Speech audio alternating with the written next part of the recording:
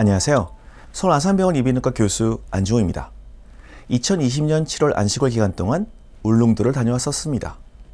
동해시 묵호항에서 3시간 30분 정도 배를 타고 이동했는데 저는 미리 멀미약을 먹은 덕분인지 어지럼 치료하는 의사라서 그런 건지 별 어지럼을 안 느꼈는데 다른 일행들은 매우 힘들어했습니다.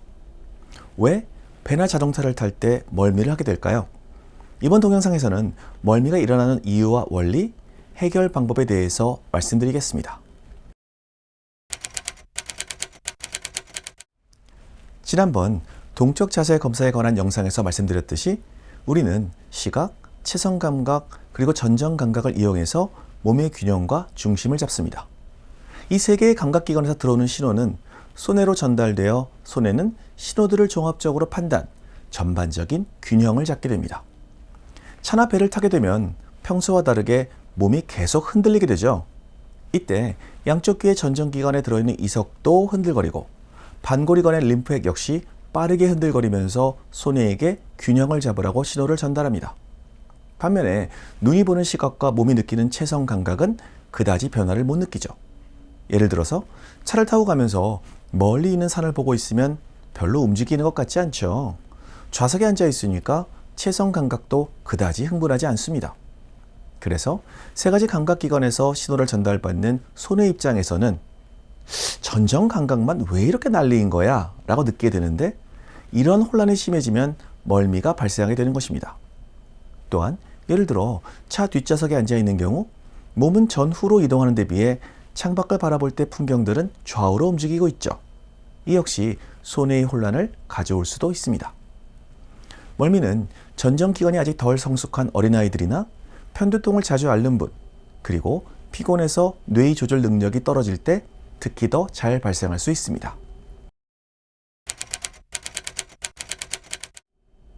이러한 멀미를 줄이거나 예방할 수 있는 방법은요. 첫 번째, 귀의 전정기관을 진정시키는 전정 억제제나 부교감신경을 억제해서 구토나 울렁거림을 줄여주는 멀미약을 복용할 수 있습니다. 귀 뒤에 붙이는 패치형도 쉽게 구할 수 있죠. 약물은 탑승 1시간 전에 복용하고 패치형은 4시간 전에 부착해야 효과를 볼 수 있습니다. 두 번째, 생강이나 생강음료를 먹는 것이 멀미를 어느 정도 예방해 줄 수 있다고 합니다.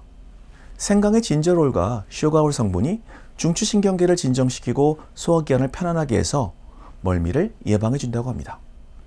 의학 전문지 란셋에서는 평소 멀미를 심하게 하는 36명을 대상으로 생강 2캡슐을 먹은 그룹이 멀미약을 먹은 그룹에 비해서 2배 정도 멀미가 진정되었다고 합니다.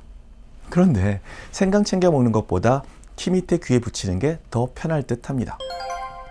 세 번째, 배나 비행기에 탈 때는 흔들림이 적은 중간 지점에, 자동차에 탈 때 역시 몸의 흔들림이 적은 앞좌석에 앉는 것이 좋습니다. 그러고 보니 예전 일화가 생각납니다. 제 환자 중에 특히 멀미가 심한 분이 계셔서 버스에 타실 때도 항상 맨 앞좌석에 앉으실 것을 당부드렸던 분이 계셨습니다. 이후 오랜만에 외래를 방문하셨는데 알고 보니 2014년 이집트 사나이 반도에 성지순례를 가셨다가 괴한에게 폭탄 테러를 당한 버스에 타셨습니다.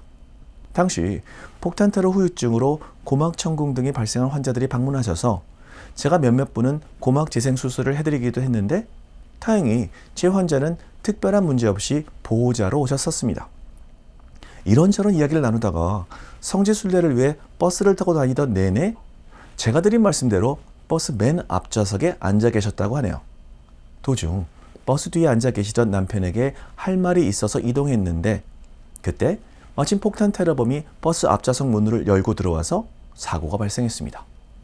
제 환자분들은 이렇게 운이 좋습니다. 자칫했으면 큰 사고 입으실 뻔했는데 그래도 내내 앞좌석에 앉아 계셔서 멀미는 안 하셨다고 합니다. 네 번째, 대부분의 환자들이 운전할 때는 멀미를 느끼지 않는다고 말씀하십니다. 운전을 할 때는 눈이 판단하는 이동 방향과 몸이 실제로 이동하는 방향, 그리고 전정기관이 느끼는 방향이 일치하기 때문이죠. 같은 원리로 운전하지 않는 경우에도 눈이 바라보는 방향이 몸이 이동하는 방향과 같도록 운전석 옆좌석에 앉는 것이 좋습니다. 다섯 번째, 어쩔 수 없이 차의 뒷좌석에 앉아야 한다면 스마트폰이나 책을 보거나 창밖에 빠르게 변하는 풍경을 보면서 눈에 몸의 이동 방향과 상관없는 심한 자극을 주지 말고 전방을 주시하거나 지평선을 바라보고 배를 탔을 때 역시 멀리 수평선을 바라보는 것이 도움이 됩니다.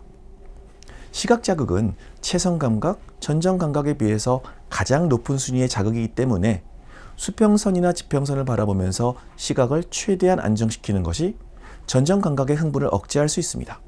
만약 그렇지 못할 경우 차라리 눈을 감고 있는 것이 낫습니다. 아예 한숨 자거나 앉아있을 때 머리를 의자에 붙여서 머리의 움직임을 최소화하는 것도 좋습니다.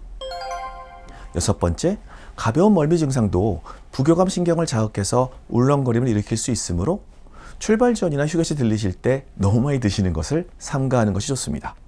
또한 너무 피곤한 상태도 피하는 것이 좋습니다. 7번째, 이어폰이나 헤드폰을 통해 음악을 듣는 것은 부교감 신경을 안정시켜서 멀미 증상을 줄이는데 도움이 될 수도 있습니다.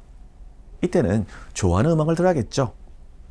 오늘 드린 말씀이 여러분이 건강하고 안전하게 장거리 이동을 하거나 여행 다니실 때 작은 도움이 되시기를 바랍니다. 감사합니다. 건강하고 균형 잡힌 하루 되세요.